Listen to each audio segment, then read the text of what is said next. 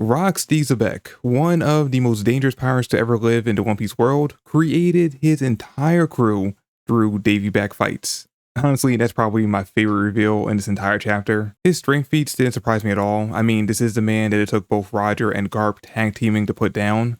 For all we know, Garling might have been involved too. Him kidnapping kings, again, not surprising. Guy very much seems like a man who wants what he wants when he wants it, so I doubt there's much he wouldn't do to achieve whatever goal he's after. Honestly, the most surprising part of that is that he didn't kill them on his way out. His face-to-face with Emu, admittedly, that caught me off guard a bit, or at least it would have if the One Piece side of Twitter didn't spoil that ahead of time. But hey, I don't put too much blame on them, because that panel where we see Rox just sitting in Emu's secret room talking directly to them was very exciting.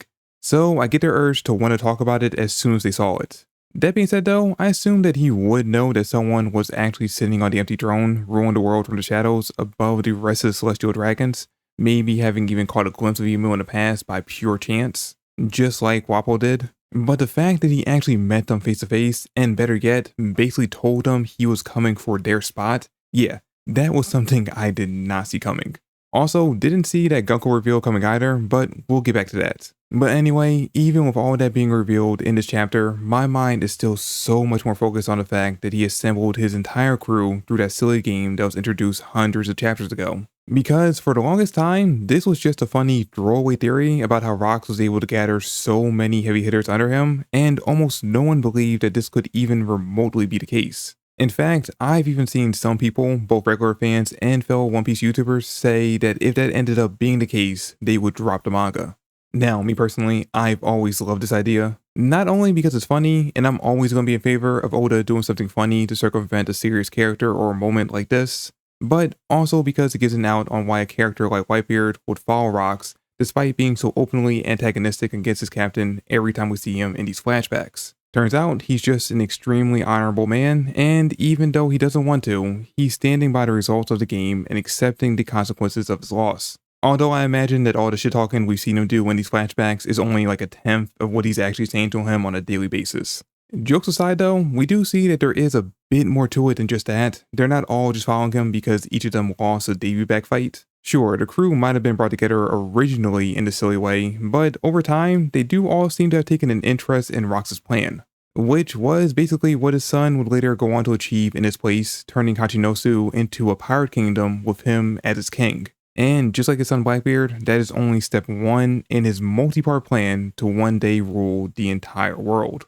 Although, unlike Blackbeard, Rox seems to actually have things mapped out in his head to exactly how he's going to get from point A to point B, while Blackbeard is more so letting fate, or some would call it luck, guide him. I mean, he has plans, don't get me wrong, it just seems like a lot of those plans are more so loose ideas that end up getting tossed to the side or end up outright failing, but still result in him getting what he wants because fate wills it so. I will say though, both father and son assembled crews that really do mirror each other. Not so much in the strength department, Rox very clearly has Blackbeard beat in that regard, but their attitudes towards their respective captains are weirdly similar. Because while they may follow their captains for now, I doubt for a second that most members of both crews wouldn't abandon said captains in order to save their own necks. But at the same time, both crews are enamored by their end goals and want to see if they can actually accomplish it. And while we may know how that ended for his dad, Teach's story is still being written, although odds are it's going to have a very similar outcome. Also, just before we move away from the crew topic, it is worth noting that there are some pretty notable members missing in this chapter, such as Big Mom, Kaido, and Goryosa, which now has me wondering, had Rox succeeded in convincing Harold to join his crew, would he still have recruited them, or did he bring them on board just to make up for the power he missed out on with the King of Elbaf? And to go back to said king, turns out there was a bit more to him and Rox's meeting at the Reverie than we originally thought. Because while Rox was off having a secret meeting with Emu, Harold was being chased throughout the Holy Land, having been accused of being the one who had kidnapped the 5 kings.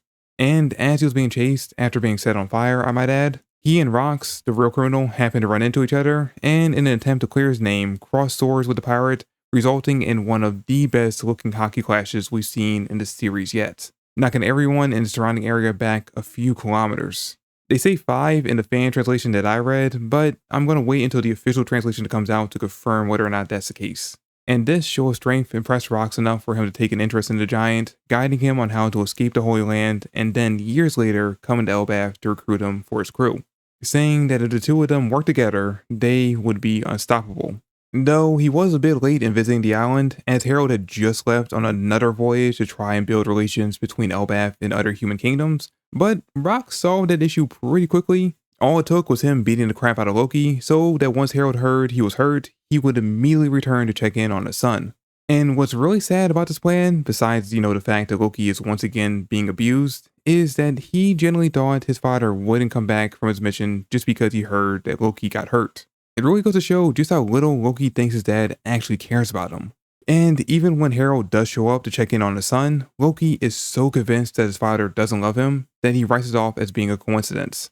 That he just so happened to be returning to the island for a completely separate reason and is just pretending to care. That's how far down the spiral of depression Loki has fallen, thanks to facing nothing but rejection from those closest to him since the moment he was born. And after this chapter, it now makes so much more sense why Loki would end up idolizing someone like Rox, despite the assumed constant beatings he'd receive each time they met. Because if it happened twice, including their very first time meeting each other, then it more than likely happened other times too. But Loki's whole persona at this point in his life is putting on a mask to hide his sadness from the lack of love he feels, pretending that being hated and feared is exactly what he desires, and the only thing that matters to him is being strong.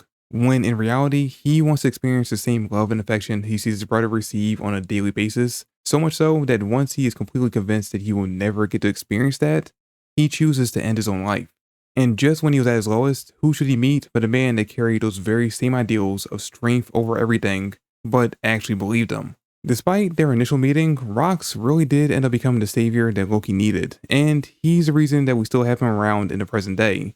The only question now is though, will Loki continue to have this Rox-like mindset following the ending of this arc, or will his encounter with Luffy end up changing him?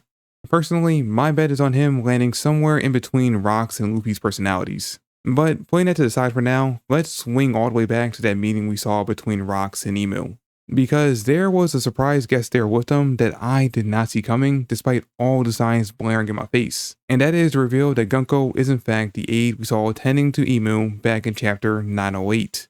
Or at least I think that's the first time we saw her. I don't know, I might be wrong on that. But yeah, no, I should have seen this coming. Now it makes so much more sense why Emu would choose to take control over Gunko instead of either of the other God Knights, because they are much more familiar with her and her abilities than they are them. But now this does bring up the question of whether or not Shamrock and the rest of the God Knights are aware that Gunko serves directly under Emu, and for that matter, does that make her above them hierarchy-wise, or is she still considered just a normal God Knight? Also, is she possibly equal to or even above the Gorosei? A lot of questions from this short little segment that I really doubt will end up getting answered in this arc.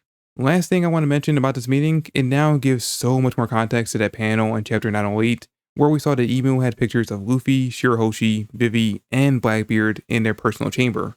Before this chapter, I just thought it was because Emu could recognize how dangerous Blackbeard was becoming so quickly. The guy went from basically a no-name member of Whitebeard's crew to a warlord and then a Yonko in the span of 2 years. The only other pirates that were climbing up the ranks that fast were Buggy and Luffy. But now that we know that there was a personal beef between them and Rox, and the fact that Emu is without a doubt a generational hater, we can pretty much figure out that that is why Blackbeard is one of the lights they want to snuff out.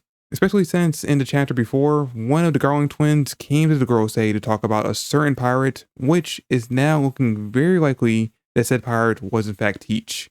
And they were revealing his connection to Zebek, something that Emu likely wouldn't have been aware of due to Teach assumedly taking his mother's name.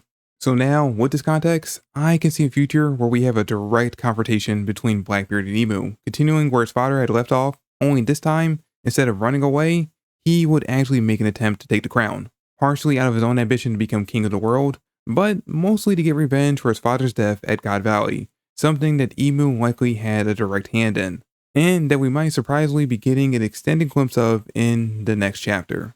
And that is it for the review. Thank you all for watching. Next week is break week, so we're going to be stuck on this cliffhanger for a bit longer, but that just gives us more time to theorize on what comes next. If you enjoyed this video, please give me a like, check out my gaming channels that I hopefully remember to link in the description, and let me know your thoughts on the chapter in the comments down below.